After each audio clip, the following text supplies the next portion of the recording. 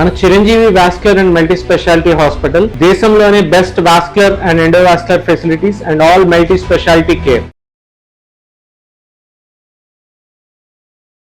Suman TV ప్రేక్షకులకు నమస్కారం. ప్రస్తుతం మనతో పాటు ఉన్నారు ఐకాన్ ఆస్ట్రాలజర్ గట్టుపల్లి సురేష్ బాబు గారు. మరి ద్వాదశ రాశుల వారి రాశి ఫలాలు జూలై మాసంలో ఎలా ఉండబోతున్నాయి, పాటించాల్సిన పరిహారాలు ఏంటి, గురువు గారి మాటల్లో ఇప్పుడు తెలుసుకుందాం. గురువు గారు నమస్కారం. గురుగారు జై శ్రీమన్నారాయణ. గురువు గారు, మరి ద్వాదశ రాశుల వారి రాశి ఫలాలు జూలై మాసంలో ఎలా ఉండబోతున్నాయి, గ్రహాలు ఏ విధంగా సంచారం చేయబోతున్నాయి, ఏ రాశి వారికి ఏ విధంగా ఉండబోతున్నాయి, ఈ రాశులు ఓ సూపర్ హిట్ అని కొన్ని అలా పడేయడం ఏమైనా, ఎవరికి శుభంగా, ఎవరికి ప్రతికూలంగా, ఎవరికి అనుకూలంగా, ఏంటి జూలై మాసం అంతా కూడా?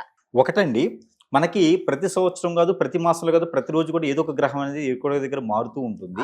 అలానే ఈ మాసంలో ఏంటంటే జూన్ మాసం నుంచి మొదలు పెట్టుకున్న తర్వాత ఇప్పటి వరకు జూలై మాసం వరకు కూడా 4 గ్రహాలు ఏకదాటిగా మారిపోవటం, 4 గ్రహాలు ఒకే దారి రావటం. శుక్ర గ్రహం కావచ్చు, కేతు గ్రహం కావచ్చు, బుధుడు కావచ్చు, అలానే గురువు కావచ్చు, వీళ్ళందరూ కూడా ఒకటే దారి. రవి భగవానుడు కూడా ఇక్కడే ఉన్నాడు, మొత్తం ఒకే దారిలో ఉన్నారన్నమాట. ఈ దారిలో ఉండగా గ్రహాల యొక్క స్థితిగతులు అనేది రాసుల్లో నైట్ నైట్ కోటీశ్వరులు అయ్యేలా ఉన్నారు, నైట్ నైట్ పేకాట్లో ఓడిపోయేసి మళ్ళీ పోగొట్టుకున్న వాళ్ళు ఉన్నారు, దుబాయ్ టికెట్ లాగా మళ్ళీ నైట్ నైట్ తెల్లారేపటికల్లా నెంబర్ వచ్చేసి కోట్లు కలిసే వాళ్ళు ఉన్నారు. అలానే ఈ గ్రహాలు స్థితిగతులు మారినప్పుడు ఒక్కొక్క రాశి పైన ఇంపాక్ట్ పడుతూ ఉంటుంది అనమాట.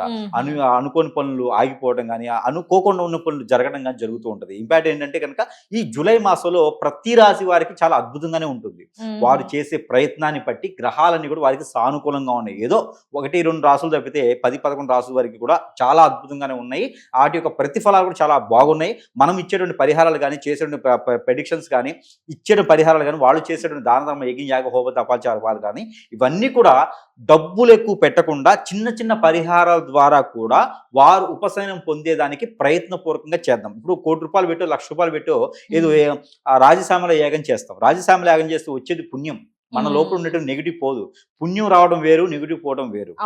నెగిటివ్ ఇప్పుడు మనకి జ్వరం వస్తే టాబ్లెట్ వేసుకుంటే పోతుంది, హోమం చేపిస్తే పుణ్యం వస్తుంది. జ్వరం రాకుండా వస్తుందేమో, వచ్చిన జ్వరం పోవాలంటే ఖచ్చితంగా టాబ్లెట్ వేయాల్సిందే. నీకు ముళ్ళు గుచ్చుకుంటే పూజ చేస్తే ముళ్ళు పోదు, నీకు ముళ్ళుతో తీస్తేనే పోతుంది. కాబట్టి ప్రతి ఒక్కరు కూడా ఆలోచించుకోవాల్సిన విషయం ఏంటంటే రాసులు చూడాలి, నక్షత్రాలు చూడాలి, అలానే గ్రహాలు చూసుకోవాలి, స్థితిగతులు చూసుకోవాలి, కానీ దోషాలు చూసుకోవాలి. కానీ మనకు జరిగేటువంటిది ఆ రాశి వలనైనా మనకు జరిగేటువంటి పరిణామాలన్నీ కూడా జాతకంలో ఉండవు. ఇది ఒకటి ప్రతి ఒక్కరు గ్రహించుకొని, గమనించుకొని ఆలోచించుకోవాలి. దీంతో పాటు ఈ ఒక జూలై మాసంలో ఎన్నెన్నో కార్యక్రమాలు ప్రారంభించుకోవచ్చు. ఎందులో లాస్ అయిన వాళ్ళు బాగుండొచ్చు, ఎన్నో రకాలైనటువంటి స్థితిగతులు ఉన్న వాళ్ళు కూడా బాగుండేటువంటి యోచన, ఆలోచన, దూరమైన వాళ్ళు దగ్గర అవడం, దగ్గర వాళ్ళు దూరం అవడం, ఆర్థికపరమైనటువంటి ఇబ్బందులు ఉన్నవాడు బాగుపడటం, ఆరోగ్యపరకంగా ఇబ్బందులు ఉన్నవాడు అంతా కూడా నయం అవటం, ఇవన్నీ కూడా ఉన్నాయి. అవి ఏంటనేది మరొకసారి గమనించుకున్నట్టు కనుక దాంట్లో ఈ ద్వాదశ రాశులు ఏమేమి ఉన్నాయి, గ్రహాల యొక్క స్థితిగతులు ఎక్కడ ఉన్నాయి, ఏ రాశి వారికి ఎలాంటి ప్రయోజనాలు ఉన్నాయో ఒకసారి మనం గమనించుకుంటూ ముందుకు వెళ్దాము. గురువు గారు, మరి జూలై మాసం అంతా కూడా సింహరాశి వారికి గ్రహ సంచారాలు ఎలా చేస్తున్నాయి, ఏ విధంగా ఫలితం ఉండబోతుంది, వీరిది ఏ విధంగా ఉంది జాతకం అంటారు? ఖచ్చితంగా మనం ఆలోచించుకోవాల్సిందే అండి. సింహరాశి అంటే 2 నిమిషాలు మౌనం కూడా పాటించాలి. అదేంటండి అంటారు. ఏంటి గురువు గారు? ఎందుకంటే సింహరాశికి ఇటీవల మనకి ఆ సింహరాశిలో మనం చూస్తున్నట్టే కనుక కేతు ఉన్నాడు, ఆపోజిట్ సైడ్ లో రాహు ఉన్నాడు, ఆ ముందులో చూస్తున్నట్టే కనుక శని భగవానుడు. ఇవన్నీ కూడా చూస్తుంటే వాళ్ళు అనుకున్న పనులు ముందుకెళ్ళకపోవడం, ఇవన్నీ కూడా మనం 12వ స్థానంలో గురువు వచ్చి ఉన్నాడు. ఇప్పుడు ఈ 12వ స్థానం కర్కాటక రాశిలో గురువు ఉన్నాడు, గురువుతో పాటు బుధుడు ఉన్నాడు. ఇంకా చూడండి, వీళ్ళకి చుట్టుముట్ట అష్టదిబ్బంది అనమాట. ఈ సింహరాశి వాళ్ళు అంటే వీళ్ళకి ఉన్నట్టు బాధ్యతలు ఎలా ఉంటాయి అంటే, ఇంట్లో ఒకరు సింహరాశి వారు పుట్టారు అంటే వారు చిన్నవాళ్ళైనా పెద్దవాళ్ళైనా సరే బాధ్యత కానీ, బరువు కానీ, ఆనందం కానీ, అందం కానీ, పని కానీ, పెత్తనం కానీ ప్రతిదీ వాళ్ళ మీదే వేస్తారు. సింహరాశి వాళ్ళు ఇంట్లో ఉన్నారు అంటే కనుక రిలేషన్స్ అవసరం లేదు.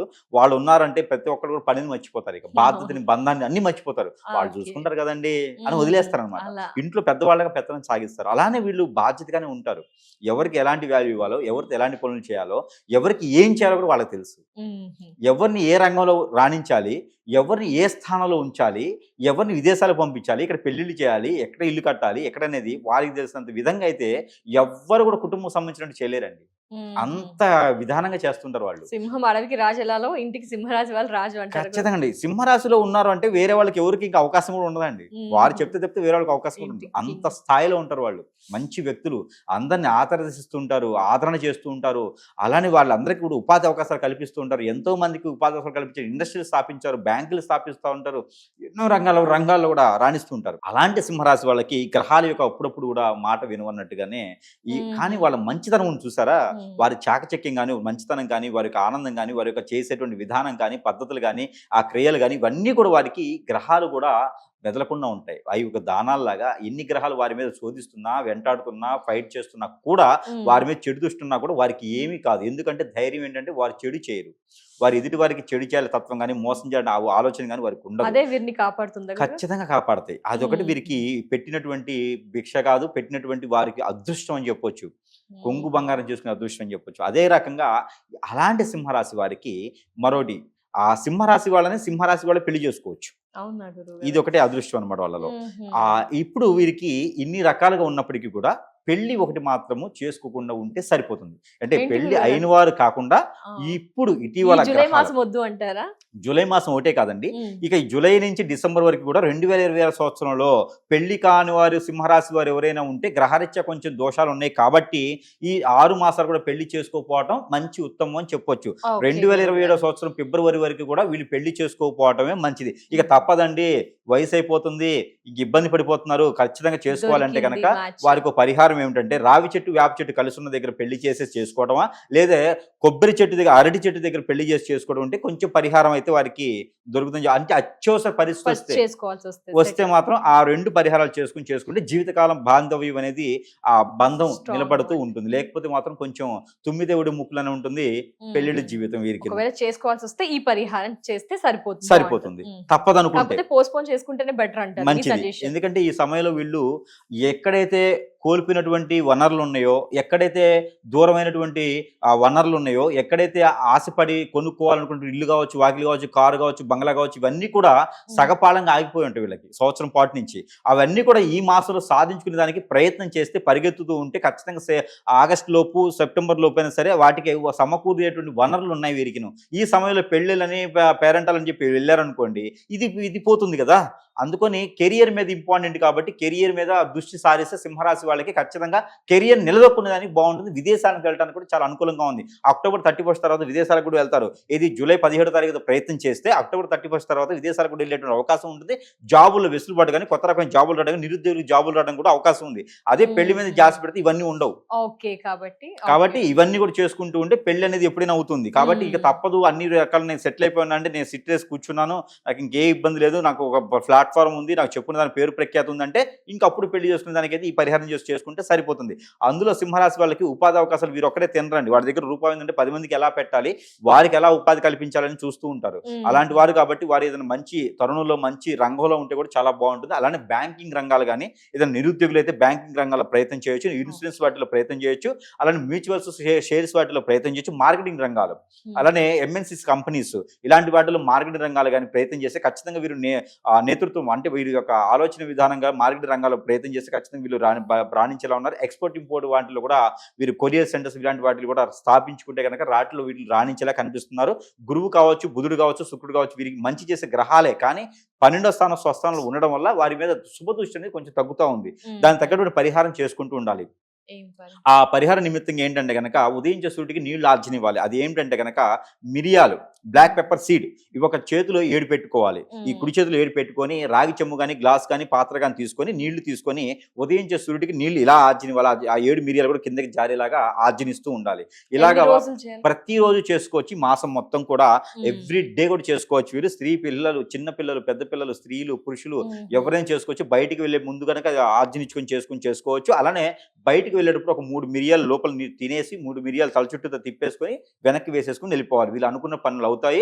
వీరికి గ్రహరీత్యా కూడా కొంచెం ఇబ్బంది లేకుండా, గ్రహరీత్యా వీరికి శోభనం లేకుండా, ఆ ఇబ్బంది లేకుండా కనిపిస్తూ ఉంటాయి. ఈ పరిహారం ప్రతి ఒక్కరు కూడా సింహరాశి వాళ్ళు చేసుకోవచ్చు. దాంతోపాటు ఎన్నో రకాల రంగాల్లో ఉండేటువంటి సింహరాశి వారు వీరు ఎక్కువగా ఫ్యాషన్ డిజైనర్ కానీ, బోటిక్లు కానీ, అలానే ఉత్తమమైనటువంటి స్థానాల్లో కానీ విదేశాలకు వెళ్ళాలి, పర్యటన చేస్తూ ఉంటారు. వాళ్ళందరికీ కూడా మంచి నైపుణ్యం ఉంటుంది. అలానే వీరికి ఒక గండం కూడా కనిపిస్తూ ఉంది. ఆర్థికపరమైన మోసపోయేటువంటి తత్వం అది 12వ తారీఖు జూలై నుంచి 17వ తారీఖు జూలై లోపు కనుక ఎవరైనా దగ్గరికి వచ్చేసి 5 రోజుల లోపు ఎవరైనా దగ్గరికి రావడం, మాట్లాడటం, మందలు పట్టడం, చుట్టాల, బంధువుల, మిత్రుల, పాత స్నేహితుల, శత్రువుల వచ్చేసి దాంట్లో ఇన్వెస్ట్ చేయండి, దీంట్లో పెట్టుబడి పెట్టండి, అది బాగుంటుంది, ఇది బాగుంటుంది, అక్కడికి వెళ్దాం, ఇక్కడికి వెళ్దాం అంటే మాత్రం ఖచ్చితంగా మోసపోయేది అనుకుంటుంది. కాబట్టి ఈ 5 రోజులు కొంచెం దేవుని ధ్యానంలో ఉంటే చాలా మంచిది. రాహుకి, కేతువుకి, బుధుడికి, అలానే శుక్రుడికి ధ్యానం చేసుకుంటూ ఉండాలి. స్ఫటిక మాలతో చేసుకుంటే వీరికి మైండ్ స్ట్రెస్ కూడా అవ్వకుండా ఉంటుంది, స్ట్రెస్ ఫీల్ అవ్వకుండా ఉంటుంది. కాబట్టి ఇలాంటి వాటిలో ముందుకు వెళ్ళొచ్చు. అలానే ఎన్నో రంగాల్లో ఉంటుంటారు. అలానే వీరికి ఆరోగ్య సమస్యలు బాధిస్తూనే ఉంటాయి. ఈ ఆరోగ్య సమస్యలు వీరికి వచ్చేసి మోకాళ్ళ నొప్పులు, మోచేతి నొప్పులు, కీళ్ళ నొప్పులు, అలానే ఒబిసిటీ లాంటివి ఎక్కువగా బాధిస్తూ ఉంటాయి. వీరికి ఇంకోటి ఏంటంటే స్టమక్ రిలేటెడ్ సమస్యలు,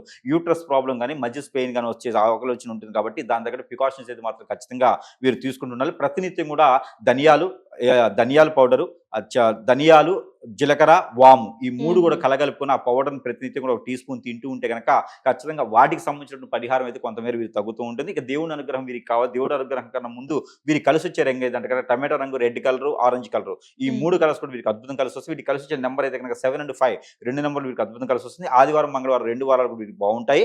దీంతో పాటు పరమడ తూర్పు దిశలు వీరికి అద్భుతంగా ఉంటాయి. ఇల్లు ఏదైనా కొనుక్కోవాలంటే కూడా ఈస్ట్ అండ్ వెస్ట్ ఈ వాకిలి వీరికి సింహద్వారం ఉంటే చాలా అద్భుతంగా ఉంటుంది. దానితో పాటు దేవుని అనుగ్రహం వీళ్ళకి కావాలంటే అక్కడైనా దత్తాత్రేయ స్వామివారి ఆలయం ఉంటుంది. అంటే సపరేట్ గా ఉండదు. దత్తాత్రేయ స్వామివారి సాయిబాబా గోరి ఆలయంలో ఉంటుంది. అక్కడ దత్తాత్రేయ స్వామివారికి ఒక 11 గురువారం రోజున 11 గోధుమ రొట్టెలు ఉప్పు వేయకుండా చేసి వాటిపైన బెల్లం పెట్టి నైవేద్యం పెట్టుకుంటే కనుక వీరికి ఆర్థికపరమైన ఇబ్బందులు, గ్రహాల యొక్క స్థితిగతులు అన్ని రకాలుగా కూడా కొంచెం మేర ఇబ్బంది లేకుండా ఉంటుంది. అలానే ప్రతినిత్యం కూడా వీరు ఒక గ్రీన్ కలర్ నిమ్మకాయ, ఒక ఎగ్గు ఈ 2 కూడా తల చుట్టూతా దిష్టి తీసేసుకోవాలి. 3 రోజులకు ఒకసారి ఏం చేసుకుని, వారంలో ఒక రోజు ఏం చేసుకుని, ఆదివారం చేసుకుని చాలా మంచిది. తల చుట్టూ దిష్టి తీసుకుని పగలగొట్టకూడదు, కోయకూడదు. అవన్నీ కూడా ఎక్కడైనా పొలటి నీళ్ళలో కానీ పొదలగొని చెట్లలో కానీ వేసేసుకుంటూ ఉండాలి. ఇలాంటి చిన్న చిన్న పరిహారాలు చేసుకుంటే కనుక కొంతమేర ఉపశమనం దొరుకుతుంది. ఇవే కాకుండా భార్యాభర్తలు విడిపోయినారు, వ్యాపారం నష్టం వస్తుంది, ఇంకేదో జరిగిపోతుంది అర్థం కావట్లేదు అంటే కనుక అవి గ్రహాలు ఇచ్చానో రాసులు ఇచ్చానో కాదు. అవి ఏదో వీరిపైన వీరి మంచితనం తట్టుకోలేక ఎవరైనా వీరిపైన చెడు క్రియలు ఉండొచ్చు. అవి కావాలి పోవాలి అంటే కనుక ఖచ్చితంగా పెద్ద రెమెడీస్ చేయాలి. పూజలు, హోమాలు, యజ్ఞాలు అనేది మనకు పుణ్యం వస్తుంది కానీ పాపం పోదు, కర్మలు పోవు, మన మీద నెగిటివ్ పోదు. అవన్నీ కూడా గురువు గారిని సంప్రదిస్తే దాని దగ్గర పరిష్కార మార్గం అయితే తెలుస్తుంది. ఏం జరిగిందో తెలియాలి మొదటగా. దాని దగ్గర ముళ్ళుతోనే తీయాలి. అదే విధంగా చేసుకుంటూ ఉంటే కనుక ఖచ్చితంగా వీరు రాణించేదానికి, ముందుకెళ్లేదానికి, ఆదరణ ఉంచేదానికి కూడా చాలా అవకాశాలు ఉన్నాయి. జూలై మాసం మాత్రం ఖచ్చితంగా జూన్ మాసం కనేది బాగుంటుంది. తప్పకుండా. ధన్యవాదాలు గురుగారు. నమస్కారం.